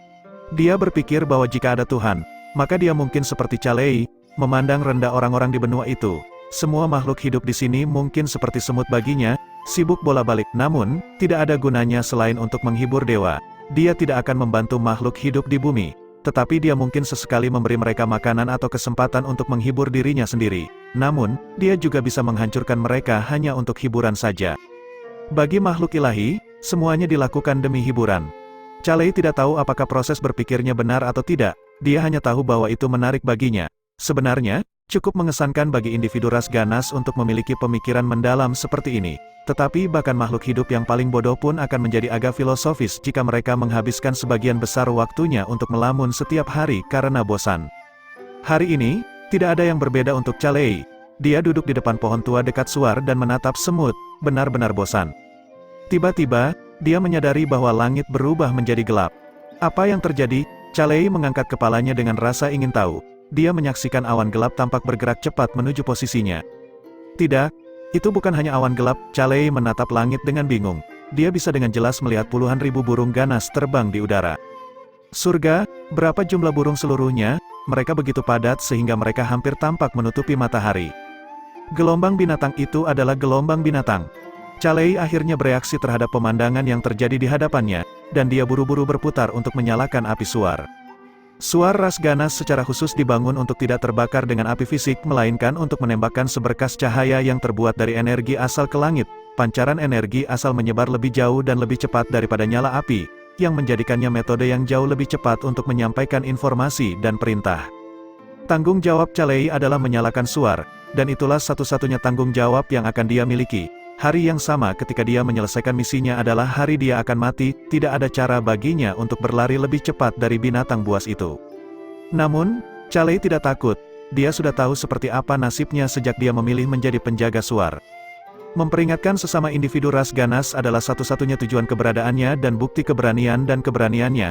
Dia ditakdirkan untuk memasuki Hall of Heroes dan diabadikan sebagai contoh dan inspirasi bagi generasi mendatang. Dia bisa mati tanpa penyesalan, dalam arti tertentu. Dia bahkan berharap saat ini akan datang. Dia berlari menuju Suar, maju dengan berani. Namun, ketika dia tiba di mercusuar, dia menemukan bahwa ada beberapa manusia yang tiba-tiba muncul di sebelah mekanisme aktivasi. Di kaki mereka terbaring individu ras ganas. "Nate," dia berteriak. "Dia tidak akan menjawabmu," jawab seorang manusia muda dengan sedikit senyum. Senyumnya cepat berlalu dan ekspresinya ceroboh. Namun, ekspresi Calei membeku. Skema ini semua adalah skema manusia. Dia menatap pemuda itu dengan kejam, lalu menggeram dan menyerang ke depan dengan kejam. Saat dia akan memasuki jangkauan pemuda manusia, dia tiba-tiba mengubah arah dan berlari ke Suar saat tulisan di tubuhnya menyala dengan cemerlang. Dia tidak takut berkelahi atau mati, tetapi dia tahu bahwa pada saat ini, menyalakan Suar dan memperingatkan individu ras ganas lainnya adalah tugas prioritas tertinggi. Suara mendesing, cahaya pisau dingin menebas udara, tubuh Calei hampir terbelah sempurna. Meski begitu, tubuhnya yang dimutilasi terus terbang menuju Suar dengan tegas. Tatapan Calei terfokus saat dia menatap tajam ke mekanisme aktivasi di tengah. Serangan pedang lainnya, kepala Calei melayang. Bahkan tanpa kepalanya, keinginannya tidak hilang. Separuh tubuhnya terus terbang ke depan, dan dia mengangkat lengannya untuk mengaktifkan mekanisme tersebut. Saat dia akan mengaktifkan Suar, pemuda manusia lain tiba-tiba muncul entah dari mana di depan Suar. dia mengangkat tangannya dengan lembut dan meletakkannya di atas mekanisme aktivasi, mencegah Calei mendorongnya. Itu adalah hal terakhir yang Calei rasakan. Akhirnya, matanya tertutup selamanya. Bab 148, Kastil Muliu. Sekelompok tentara ras ganas mondar-mandir di dinding kastil dengan waspada. Mereka tidak melakukannya dengan tertib seperti kebanyakan manusia, tetapi orang-orang ras ganas yang tinggi ini memiliki caranya sendiri untuk berjaga-jaga. Prajurit tua Gonko melirik prajuritnya dan berteriak, "Semuanya, pastikan untuk fokus, manusia melompat-lompat sesuka mereka di wilayah kita." Berita terbaru menunjukkan bahwa mereka sekarang berada di wilayah tengah, dan tidak ada yang tahu kapan mereka akan muncul. Jika Anda tidak ingin mati, buka mata Anda dan jangan biarkan manusia mendekat. Jika manusia itu datang, kita akan memakannya hidup-hidup, salah satu tentara ras ganas melolong menanggapi. Kastil Muliu bukanlah kota kecil, manusia itu tidak akan bisa mengencingi kita. Itu benar, tentara ras ganas di dinding kastil bersorak dan berteriak. Namun, saat mereka saling memuji, tiba-tiba mereka melihat garis hitam muncul di cakrawala. Apa itu? Salah satu penjaga ras ganas yang telah melihat garis itu bertanya dengan heran. Prajurit lainnya melirik ke arah itu. Gonko menyipitkan matanya ke arah garis hitam yang mendekat dengan cepat. Hati-hati, itu mungkin manusia. Semuanya, ambil senjata kalian. Paislah, berdirilah di samping suar alarm dan bersiaplah untuk menyalakannya sesuai tandaku. Salah satu tentara bergegas ke suar. Sepertinya ada yang salah, mereka sedikit lebih cepat dari biasanya, kata prajurit balap ganas lainnya. Garis hitam itu melaju ke depan seperti gelombang dengan kecepatan yang luar biasa cepat. Yang terpenting, garis hitam itu sangat besar dan sepertinya menghubungkan langit dan bumi. Ini bukanlah sesuatu yang seharusnya bisa dilakukan dengan kelompok 8.000 orang. Akhirnya, begitu garis hitam itu semakin dekat, Gonko bisa melihat dengan jelas apa garis hitam itu. Dia berteriak, "Surga!" Kemudian, dia berbalik dan melolong. Gelombang binatang menyergap kita. Alarm mulai berbunyi di seluruh kota, memecah kesunyian yang sebelumnya menyelimuti kastil. Tentara ras ganas yang tak terhitung jumlahnya bergegas ke atas tembok kota untuk menemukan gelombang binatang yang terbentang sejauh mata memandang. Binatang buas melolong tanpa henti saat mereka melonjak ke depan seperti gelombang. "Surga!" Para prajurit ras ganas berteriak saat mereka gemetar. Gelombang binatang besar itu adalah gelombang binatang yang besar, Gonko berteriak putus asa. Tanpa pertanyaan, mereka menghadapi gelombang binatang yang hanya terjadi sekali setiap 1000 tahun. "Bersiap untuk bertempur!" Teriakan komandan ditenggelamkan oleh lolongan binatang buas yang tak henti-hentinya. Saat gelombang binatang mendekat, raungan gemuruh mereka semakin keras, menyerang telinga para prajurit ras ganas dan menyebabkan tanah dan dinding kastil bergetar. Pada titik waktu ini, binatang ganas pertama telah menyerbu ke dalam radius pertahanan kastil. Hormat pembasmi iblis, tembak mengikuti perintah komandan.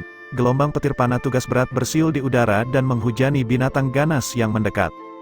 Binatang ganas melolong tajam di bawah serangan Demon Slaying Crossbows, tetapi lebih banyak lagi binatang ganas dan binatang iblis melonjak ke depan untuk mengambil tempat mereka, menginjak-injak mayat yang berserakan di tanah. Gelombang besar burung api herring menukik turun dari langit. Mereka bisa bergerak lebih cepat, tetapi di bawah komando binatang iblis, orang-orang ini telah mengurangi kecepatan mereka sehingga mereka menyerang pada saat yang sama ketika gelombang binatang datang menabrak kastil. Pertempuran darat hanya membakar lebih sengit. Badai yang melolong dan berkobar melanda kastil saat herring api demi herring api turun dari langit, mengambil tentara ras ganas sebelum terbang kembali ke langit. Ukuran mereka sebesar lembu, dan cakar mereka yang besar serta kemampuan untuk menyemburkan api adalah taktik yang sangat berguna. Selain memanggang lawan mereka suka menggunakan sayap mereka untuk terbang ke udara dan kemudian menjatuhkan lawan mereka dari langit, membunuh mereka dengan segera. Prajurit demi prajurit diburu oleh burung nasar. Mereka berjuang dengan gagah berani, dan beberapa tentara yang lebih ganas menggunakan pisau di tangan mereka untuk memotong cakar burung herring. Mereka dapat kembali ke tanah tepat waktu dan mempertahankan hidup mereka. Prajurit lainnya dibawa tinggi ke langit sebelum mereka dijatuhkan. Beberapa prajurit berpegangan pada burung herring api dan melawan mereka di langit. Binatang ganas tingkat puncak tidak dapat memperoleh keuntungan penuh melawan ras ganas yang berani dan gagah berani, dan mereka sering jatuh dari langit dalam kehancuran bersama. Meski begitu, pengorbanan para flame herring tidak sia-sia. Kelompok besar binatang ganas berhasil mendorong lebih dekat ke kastil. "Kapak terbang!" Salah satu jenderal ras ganas berteriak. Para prajurit ras ganas yang berbaris di tembok kota semuanya mengeluarkan kapak terbang mereka sendiri saat lengan mereka mulai bersinar cemerlang dan energi mengalir di sepanjang tato di lengan mereka. Di bawah arahan komandan mereka mulai melepaskan kapak mereka ke langit. Kapak terbang ini memiliki jangkauan terbatas, tetapi kekuatan mereka sangat luar biasa. Seekor serigala bermata hitam desolet sedang menyerbu ke depan ketika sebuah kapak tiba-tiba membelok ke tengkoraknya. Kapak membelah serigala dari kepala ke ekor, meninggalkan dua bagian yang jatuh ke tanah. Lolongan liar meletus dari tentara ras ganas. Bahkan jika mereka menghadapi kematian itu sendiri, mereka akan keluar dengan keras. Pada saat ini, para pejuang ras ganas menunjukkan kekuatan mereka yang luar biasa. Sesuatu tampaknya terus-menerus memberi mereka semangat. Begitu ketakutan awal mereka memudar, kegembiraan muncul untuk menggantikannya, dan mereka terjun ke medan perang. Namun, bahkan keberanian mereka yang tak terbatas seperti setetes air di lautan bagi gelombang binatang. Kapak terbang mungkin jatuh seperti hujan, tapi gelombang binatang seperti lautan. Ketika lautan melonjak, ia mengambil semuanya dengan caranya. Burung nasar api masih menukik turun dari langit satu sama lain, karena tidak semuanya mati. Namun, mereka sekarang bergabung dengan elang-elang White Featheret dan Falcon Mata Tiga. Yang paling penting, binatang ganas yang maju melalui tanah telah mencapai dasar tembok kastil. Yang pertama tiba adalah badak berlapis besi. Binatang berkulit tebal ini sangat berguna sebagai garda depan. Mereka menggunakan kemampuan serudukan mereka yang kuat untuk digunakan saat mereka menyerang dinding kastil, menggunakan kepala mereka sebagai pendobrak. Bahkan tembok yang paling kokoh pun tidak akan mampu menangani domba jantan dari puluhan ribu badak berlapis besi ini sekaligus. Aktifkan pertahanan, seorang komandan ras ganas berdiri dan berteriak keras. Sebuah penghalang cahaya putih muncul di permukaan dinding. Meski begitu, badak berlapis besi ini mengabaikan penghalang dan terus menundukkan kepala dan menabrak dinding.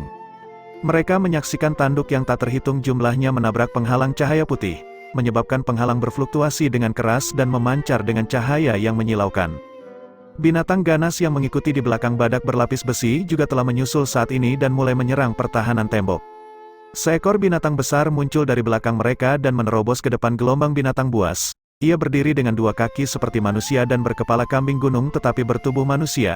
Di tangannya ada cambuk panjang dengan petir meliuk-liuk di permukaannya, yang pecah di penghalang cahaya. Penghalang cahaya mulai bersinar cemerlang seperti yang belum pernah terjadi sebelumnya. Itu adalah binatang iblis tingkat menengah. Bunuh itu, komandan ras ganas melolong. Ratusan kapak terbang bergemerincing di udara. Serangan sederhana namun efektif memaksa pria berkepala kambing yang kuat itu mundur. Kapak terbang memotongnya meskipun mundur. Sesaat kemudian, bagaimanapun, lebih banyak pria berkepala kambing bergegas ke depan, mengayunkan cambuk mereka ke pertahanan dinding dan menyebabkan kedipan semakin kuat. Ketika dia melihat ini, bahkan ekspresi komandan balap ganas yang sangat berani pun berubah. Ini sudah berakhir. Pertahanan tembok, yang cukup untuk bertahan melawan pasukan besar, dengan cepat ditembus seolah-olah itu hanya selembar kertas tipis. Sesaat kemudian, gelombang binatang menyerbu masuk ke kastil. Kastil Muliu telah jatuh. Bab 149, gelombang binatang merobek wilayah ras ganas seperti wabah yang menggairahkan tanah. Kastil Muliu, kota hujan hitam, kota besi, suku darah yang mengalir. Tempat demi tempat menghilang setelah bertemu dengan serangan gencar ras binatang. Mereka seperti sebuah pulau di tengah lautan.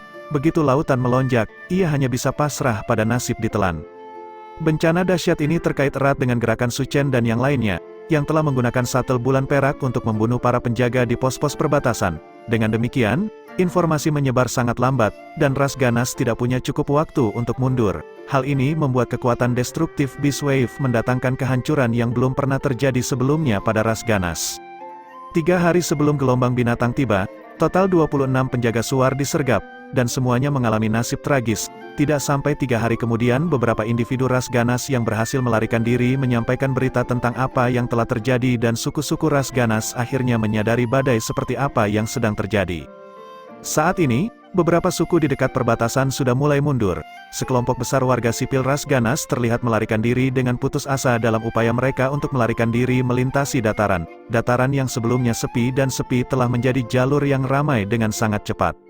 Sekarang wilayah tengah ras ganas telah benar-benar menjadi zona tak bertuan, kata Li Chongsan sambil menatap pemandangan di bawah dari sudut pandangnya di Silver Moon Shuttle.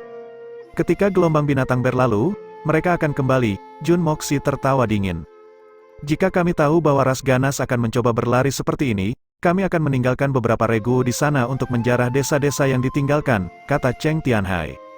Tidak peduli berapa banyak dia telah menghitung dan merencanakan, ketika dia melihat orang-orang ras ganas melarikan diri dengan putus asa untuk hidup mereka, Cheng Tianhai masih merasa seperti dia melihat kawanan domba yang digemukkan melarikan diri sementara dia tidak bisa membantai apapun yang terjadi. Chu Yingwang mencemooh, kamu benar-benar tidak berguna. Apa yang akan dilakukan penjarahan sekelompok pengungsi bagi kita? Cheng Tianhai berkata dengan keyakinan, saya berasal dari keluarga miskin tidak seperti Anda, Nona Chu. Kami telah membagi koin tembaga kami menjadi 2 saat kami menggunakannya. Apakah hanya area Midwestern yang dikosongkan? Su Chen tiba-tiba menyela. Begitu dia berbicara, semua orang terdiam dan mengalihkan perhatian mereka ke arahnya. Si Kai Huang menjawab, gelombang binatang tidak biasa di antara ras ganas. Beberapa tahun terakhir ini, setiap orang yang tinggal di dekat perbatasan memiliki pengalaman dengan mereka, dan mereka tahu ke arah mana gelombang binatang akan meluas dan seberapa besar kerusakan yang berpotensi ditimbulkannya. Dengan demikian, mereka memiliki gambaran umum tentang bagaimana melanjutkan bahkan tanpa diberitahu apapun. Tapi reaksi itu dibuat dengan asumsi bahwa kita manusia tidak ikut campur, kan? Su Chen membalas. Semua orang dibuat terdiam. Ya, semua reaksi para pengungsi ras ganas dibuat dengan asumsi bahwa tidak ada manusia yang menarik tali di belakang layar. Namun, pada kenyataannya, batalion kekuatan surgawilah yang telah memicu gelombang binatang dan meningkatkan ukurannya, dan juga karena batalion kekuatan surgawi sistem alarm ras ganas menjadi tidak efektif dan kemudian menderita kerugian serius. Semuanya telah berubah karena batalion kekuatan surgawi, jadi tidakkah ada hal lain yang bisa dilakukan? Memang, Su Chen berkata, saya ingin meningkatkan area yang dipengaruhi gelombang binatang. Seberapa besar? Li Chongsan bertanya. Sebisa mungkin, jawab Su Chen. Semua orang saling melirik, proses berpikir Su Chen berani dan menakutkan. Tetapi ada pertanyaan yang jelas, bagaimana mereka bisa mewujudkannya? Tentu saja kita akan melakukannya dengan membuat orang-orang itu semakin marah. Gelombang binatang ini telah terjadi justru karena batalion kekuatan surgawi telah membuat marah ras binatang. Dan gelombang binatang telah tumbuh lebih besar karena ini juga. Dengan demikian, untuk lebih meningkatkan besarnya gelombang binatang, metode paling sederhana adalah membuat mereka semakin marah. Membunuh mereka satu persatu saja tidak akan cukup untuk membuat mereka marah, kata Guo Wenchang. Selama masa damai, membunuh satu orang adalah masalah besar, tetapi selama perang, ribuan atau bahkan puluhan ribu kematian adalah normal dan diterima. Karena gelombang binatang sudah berlangsung, serangan balik ras ganas benar-benar masuk akal. Dan bahkan ras binatang tidak akan berpikir bahwa ras ganas melawan untuk memprovokasi mereka. Dengan demikian, terus membantai binatang buas bukanlah taktik terbaik saat ini. Obat penggambar binatang bisa berguna, tapi itu tidak akan bisa menarik banyak binatang, dan juga tidak akan bisa memikat mereka untuk waktu yang lama. Itulah mengapa kita perlu memikirkan ide baru, kata Su Chen.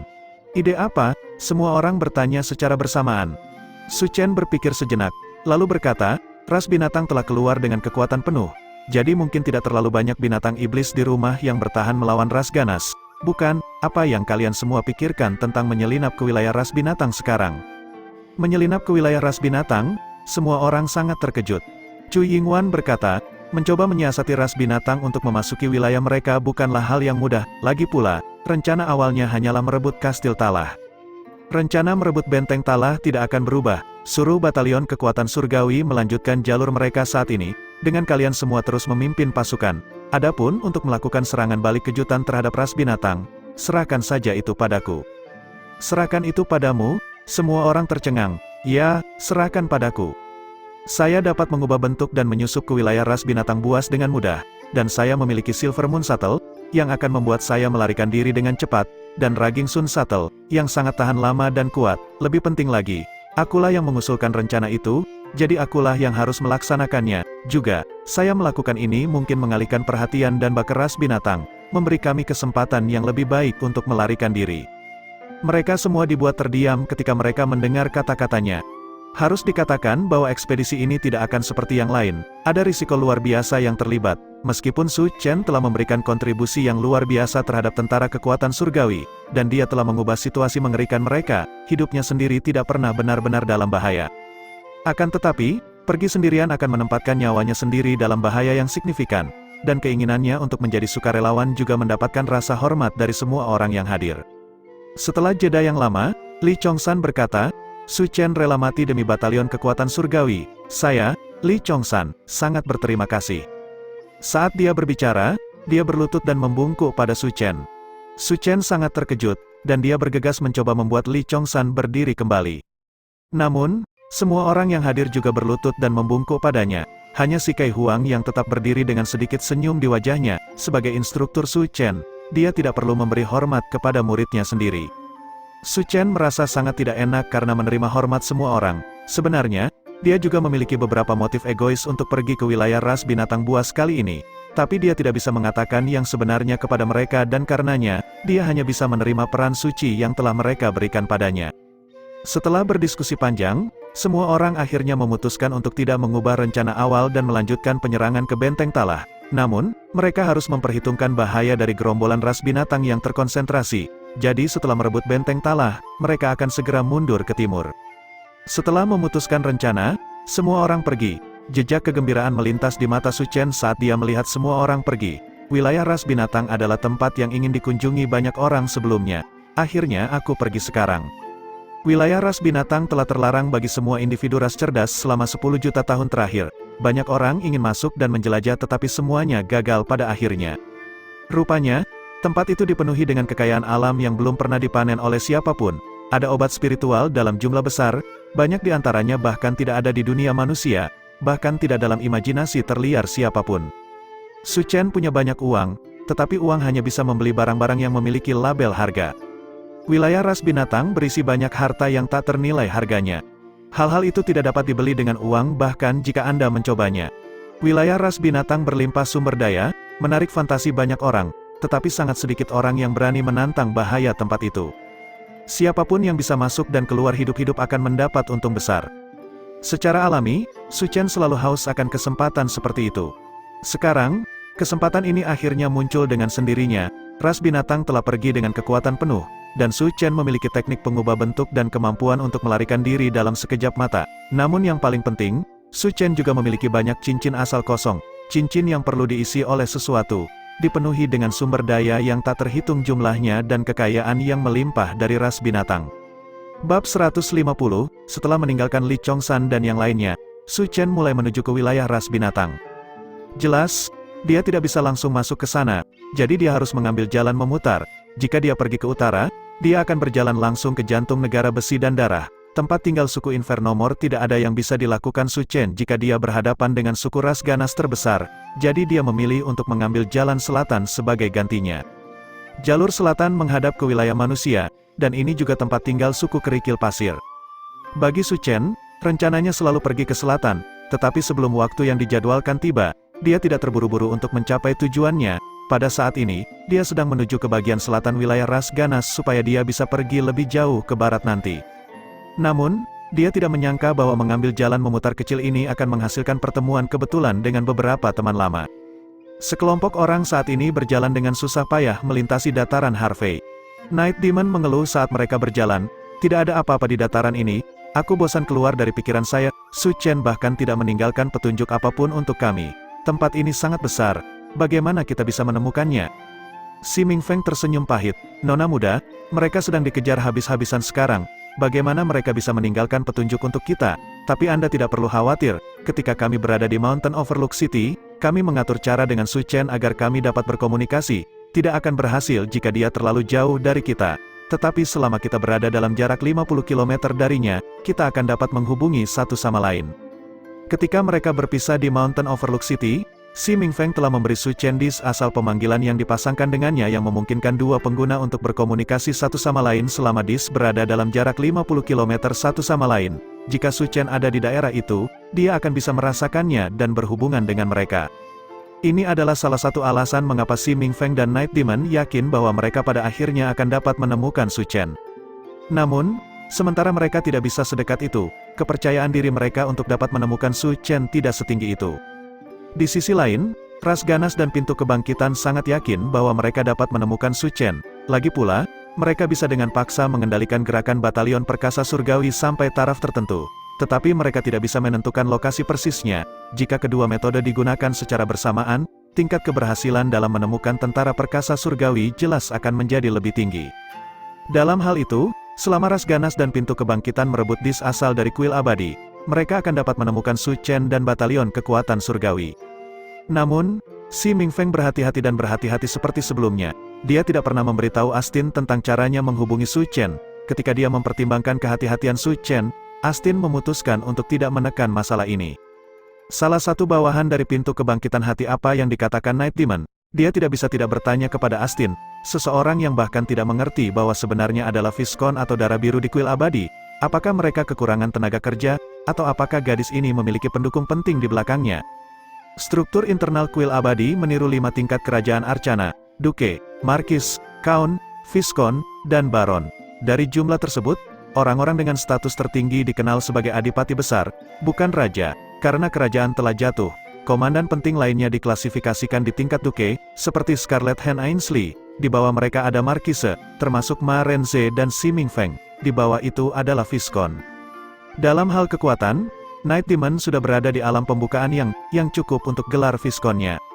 Namun, basis kultivasi bukanlah satu-satunya persyaratan. Mereka juga perlu memiliki tingkat kecerdasan tertentu.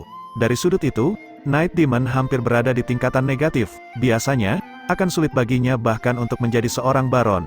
Apalagi seorang Viscount, dia mungkin hanya akan menjadi sasaran empuk. Namun, dia saat ini adalah Viscount, tulang punggung kuil abadi, dan bahkan seseorang seperti Si Mingfeng secara pribadi datang untuk melindunginya. Orang-orang dari pintu kebangkitan benar-benar tidak dapat mempercayai mata mereka. Astin tertawa dingin, penyokong, bukankah pendukungnya Su Chen? Orang itu terkejut. Su Chen sepenting itu? Jika kamu mendapatkan pintu kebangkitan beberapa ratus juta batu asal, kamu juga akan menjadi sepenting itu, jawab Astin. Night Demon dulunya adalah pembunuh tanpa status untuk kuil abadi, menjalankan misi sebagai sasaran empuk, dan tidak pernah berpartisipasi dalam misi penting apapun. Namun, saat interaksinya dengan Su Chen meningkat, status Night Demon juga mulai meningkat. Masalah dengan Ma Renze juga membuat kuil abadi menyadari bahwa menenangkan Su Chen jauh lebih efektif daripada mengancamnya. Dalam keadaan ini, status Night Demon secara alami naik lebih cepat, dan tidak ada yang aneh tentang dia menjadi Viscount, jika situasi terus berkembang pada tingkat saat ini, dan jika Su Chen dapat membawa batalion perkasa surgawi keluar dari wilayah ras ganas hidup-hidup, maka Night Demon akan segera diangkat ke posisi hitungan peringkat yang sama dengan Si Mingfeng. Sialan, gumam bawahan pintu kebangkitan ketika dihadapkan pada tanggapan Astin. Jadi itu sebabnya yang bisa kita lakukan hanyalah berlari bola-balik. Kapan kita akan sampai dalam jarak 50 km darinya? Kapan kita bisa menghubunginya? Night Demon masih mengajukan pertanyaan seperti anak kecil yang penasaran. Saat ini, hanya ini yang bisa kami lakukan. Syukurlah, teman-teman kita di pintu kebangkitan secara kasar mengetahui keberadaan batalion perkasa surgawi. Selama kita mengikuti jejak mereka, pada akhirnya kita akan mendapat kesempatan untuk menghubunginya. Tapi kita juga mungkin bertemu dengan tentara ras ganas, jawab Hesu. Semua orang mengejar batalion kekuatan surgawi sekarang. Semakin dekat mereka, semakin besar kemungkinan mereka akan ditemukan oleh ras ganas. Pintu kebangkitan memiliki caranya sendiri untuk menghadapi situasi ini, jawab Si Mingfeng. Paling tidak, semuanya berjalan lancar sampai sekarang kan? Itu benar, Nick Demon mengangguk. Semuanya berjalan sangat lancar. Teman-teman kita di pintu kebangkitan cukup berbakat. Hesu juga setuju. Tetapi dia diam-diam menembak Si Mingfeng sekilas pada saat yang sama. Mereka bukan Nick Demon. Mereka memiliki lebih banyak pengalaman duniawi daripada dia, sehingga proses berpikir mereka juga jauh lebih rumit. Astin tertawa. Kami selalu setengah diterima di sini di negara besi dan darah. Jadi mudah bagi kami untuk menyelesaikan masalah sebelumnya dengan ras ganas. Jadi tidak ada hal buruk yang akan terjadi. Beberapa waktu yang lalu, kami mendengar bahwa batalion kekuatan surgawi telah muncul di wilayah tengah negara besi dan darah dari ras ganas. Dia baru saja secara terbuka mengakui bahwa mereka memiliki hubungan dengan ras ganas, membuat lebih sulit bagi semua orang untuk curiga padanya. Jadi kenapa kita langsung menuju wilayah tengah sekarang? Tanya Heksu. Jalan kita tampaknya sedikit melenceng. Astin menjawab, jika kita ingin menemukan batalion kekuatan surgawi, kita tidak bisa hanya mengikuti mereka sepanjang waktu. Pertama-tama kita harus menentukan kemana tujuan mereka. Batalion kekuatan surgawi tidak akan tinggal lama di satu tempat. Jadi menurut analisis kami, mereka seharusnya sudah meninggalkan daerah itu sekarang. Kami tidak tahu ke arah mana mereka akan pergi ketika mereka pergi. Tetapi karena kami hanya perlu berada dalam jarak 50 km dari Su Chen untuk menghubungi dia, maka pergi ke wilayah tengah adalah ide terbaik. Keputusan ini tidak dibuat oleh Astin melainkan oleh Danba. Bukan kebetulan bahwa Danba sama dengan Su Chen dalam hal proses berpikir saat mencari batalion kekuatan surgawi. Satu-satunya perbedaan adalah Su Chen bisa pergi mencari sendiri, sementara Danba harus bergantung pada bawahannya untuk menyelesaikan tugas untuknya. Dengan demikian, Su Chen memiliki lebih banyak kebebasan dan fleksibilitas, menyebabkan tingkat keberhasilannya jauh lebih tinggi.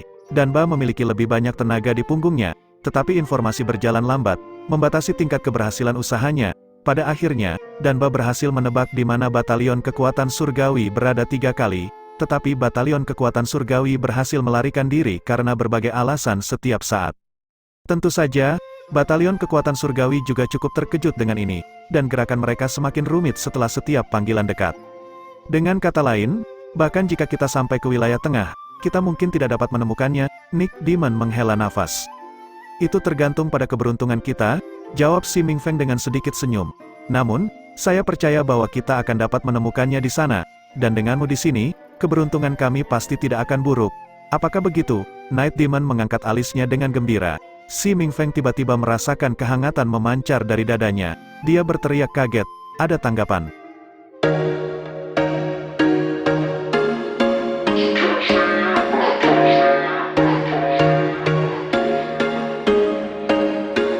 There was once a day that I would pray for you. I'd go and misbehave just so you'd notice too. Sneaking looks up and down from across the room. And damn, what a hell of a